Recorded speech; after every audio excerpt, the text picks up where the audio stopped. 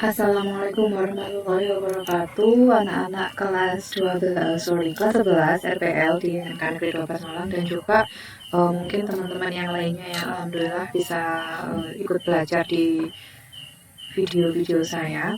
Kali ini kita mau kenalan dengan Laravel 8. Nah, Laravel 8 ini adalah salah satu framework yang termasuk paling populer untuk mengembangkan aplikasi-aplikasi web yang berbasis PHP. Langsung saja, apa sih sakjane Laravel 8 itu? Nah, Laravel ini adalah web application framework. Framework itu kalau gampangnya, bahasa gampangnya, dia adalah sebuah aplikasi yang sudah dibuat oleh orang lain, yang oleh orangnya itu mereka sudah dia sudah membuatkan seluruh kode program yang sudah umum dipakai, sehingga kita sebagai developer ataupun programmer kita nggak perlu membuat semuanya dari nol. Jadi sudah banyak sekali yang sudah dibuatkan oleh Laravel ini, sehingga kita bisa tinggal pakai aja. Dan ini nanti suatu saat dia akan semakin menguntungkan bagi developer, karena kita akan paling paling mudahnya kita akan semakin cepat mengerjakan sebuah proyek itu. Laravel itu dibangun dengan menggunakan bahasa PHP. Ya, bahasa PHP. Keuntungannya, aplikasi web bisa menjadi lebih scalable. Scalable itu dia nanti mudah dikembangkan ke aplikasi yang lebih besar dan kompleks di kemudian hari. Jadi kalau kalian nanti bikin project sederhana, misalnya membuat website personal, website pribadi yang nanti isinya artikel-artikel seperti buku diary itu ya, buku diary.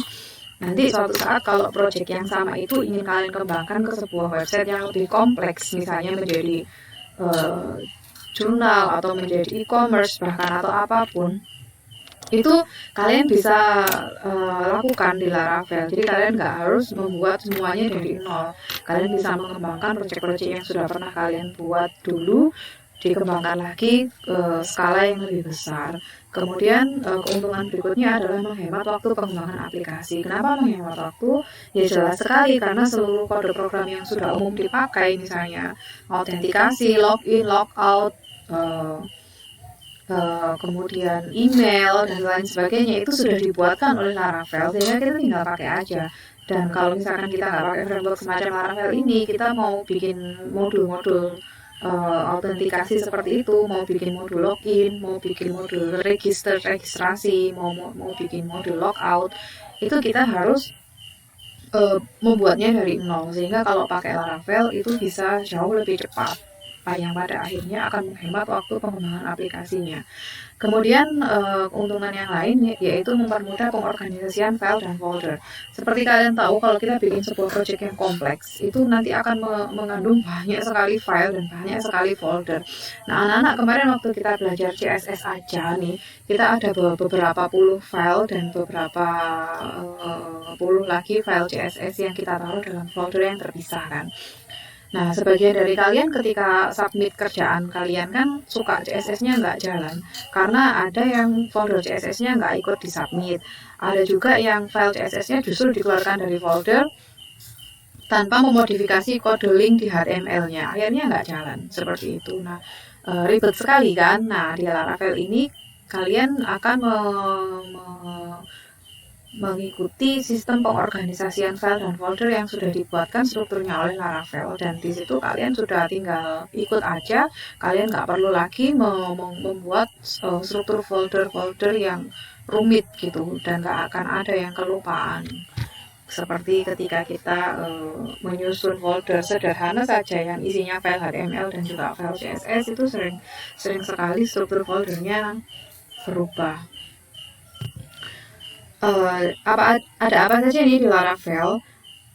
Ada lebih dari 20 library dan modul bawaan siap pakai. Jadi banyak sekali. Jadi jangan khawatir nanti ketika kalian pada akhirnya akan membuat proyek yang besar, terutama nanti di kelas 12 pada saat mau UKK, kalian tinggal pakai aja modul-modul yang ada di Laravel ini yang sudah siap pakai.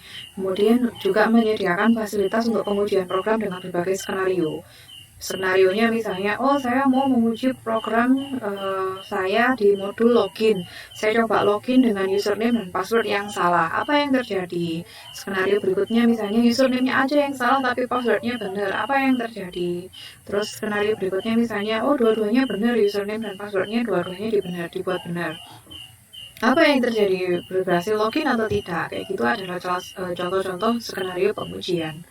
Nah, di Laravel ini ada fasilitasnya untuk menjalankan pengujian-pengujian itu dengan berbagai macam skenario. Kemudian menyediakan juga mekanisme untuk menautkan dan menampilkan halaman yang sesuai dengan alamat yang diketikkan di address bar. Address barnya browser ya. Jadi kalau kita ngetik www.google.com dan lain sebagainya di address bar, itu artinya kita memberikan masukan kepada server berupa alamat website ya, alamat atau URL, universal URL apa nih, Universal Resource Locator.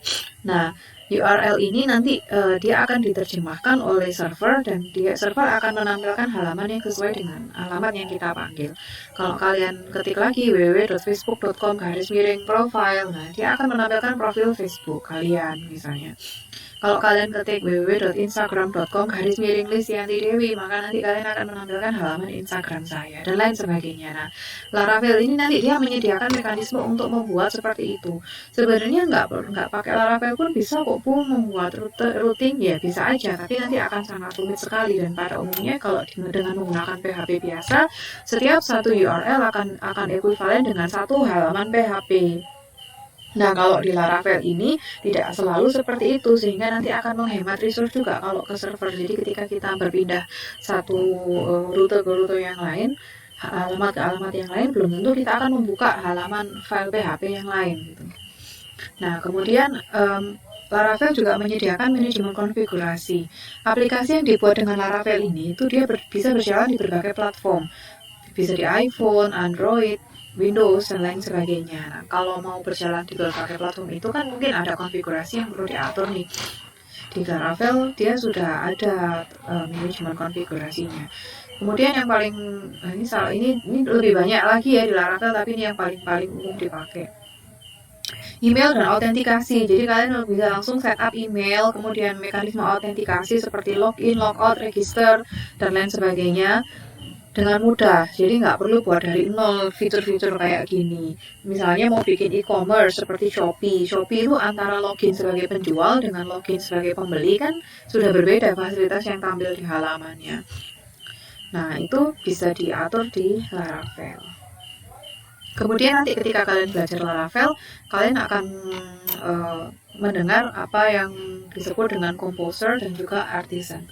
Composer ini adalah alat, jadi nanti kalian akan download nih si Composer ini, alat atau tools. Kalau dalam bahasa pengembangan perangkat lunak, dia dinamakan sebagai tools, bukan software aplikasi ya. Kalau software aplikasi itu semacam Windows, Visual Studio Code, itu IDE, Windows, Excel, dan lain sebagainya itu dia software aplikasi. Nah, Composer ini adalah tools, dia software juga nih, tapi dia software tools yang menyertakan seluruh libraries dan dependensi.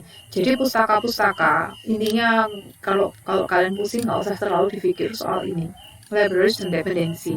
Libraries itu adalah pustaka-pustaka bahasa pemrograman yang akan dipakai pada saat kita membuat sebuah aplikasi ya.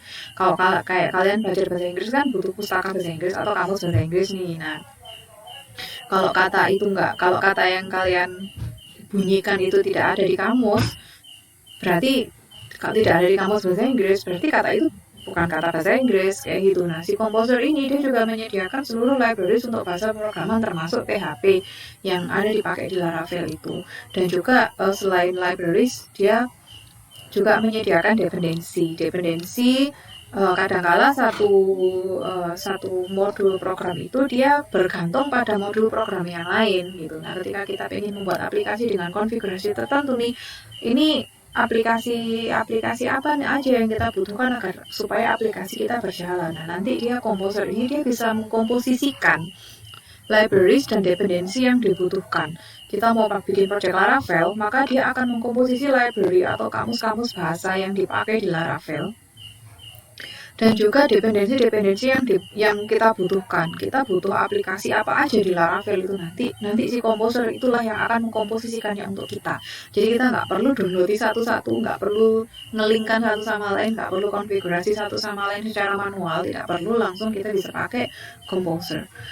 Kemudian artisan ini adalah CMD-nya Laravel. Jadi kalau selama ini kalian pakai CMD atau command prompt, kalau di Laravel ada nih yang namanya artisan. Nah, dia artisan ini dia dijalankan di terminal juga, di command prompt juga bisa dijalankan. Dia bisa dipakai untuk memberi perintah berbasis teks di lingkungan pengembangan aplikasi web. Kayak gitu. Diperintahkan dengan menggunakan teks. Nah, contoh nih, ada aplikasi yang sudah ada yang basic ya. Mau boleh tunjukkan. Nah, contoh ketika kita sudah selesai membuat project Laravel, nanti sudah akan terbuat satu website yang sudah bisa kita pakai secara basic ya. Nah, untuk menjalankannya bisa pakai PHP Artisan Serve. Jadi kalau kalian tadi dengar kata artisan, maka di sini dipakai untuk memberikan perintah serve, yang nantinya perintah ini dia akan diterjemahkan akan direspon oleh si PHP Artisan ini sebagai perintah untuk menyalakan server Laravel. Nah, aplikasi kita akan muncul di alamat ini, http 127.001.28000. Bisa kita langsung buka di sini. Nah, jadi kita sudah dapat nih satu website yang sudah jadi. Kita tinggal modifikasi dan menambahkan apa yang kita mau di website ini gitu. Jadi kita nggak buat dari nol. Nah, kemudian kalau tadi Bu Dewi sempat ngomongkan perkara routing itu maksudnya kayak gini. Jadi di alamat ini, ketika saya memanggil alamat ini, apa yang harus tampil di layar ini.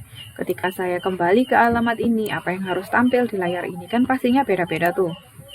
Nah, yang mengatur respon di dalam aplikasi web ketika kita mengetikkan alamat di address bar ini, itu adalah mekanisme routing yang ada di Laravel. Dia akan menangkap apa yang kita ketikkan di sini, kemudian akan menerjemahkannya ke dalam sesuatu perintah yang sedemikian rupa sehingga dia bisa menampilkan apa yang kita minta sesuai dengan alamat yang kita tuliskan di sini. Ini alamatnya ini akan bisa berubah-ubah. Seperti itu anak-anak kurang lebihnya. Kita di video selanjutnya, ini kan pengenalan ya, video selanjutnya kalian nanti akan melakukan instalasi Laravel 8. Jadi terima kasih. Kalau ada pertanyaan bisa langsung ditanyakan ke Bu Dewi. Assalamualaikum warahmatullahi wabarakatuh.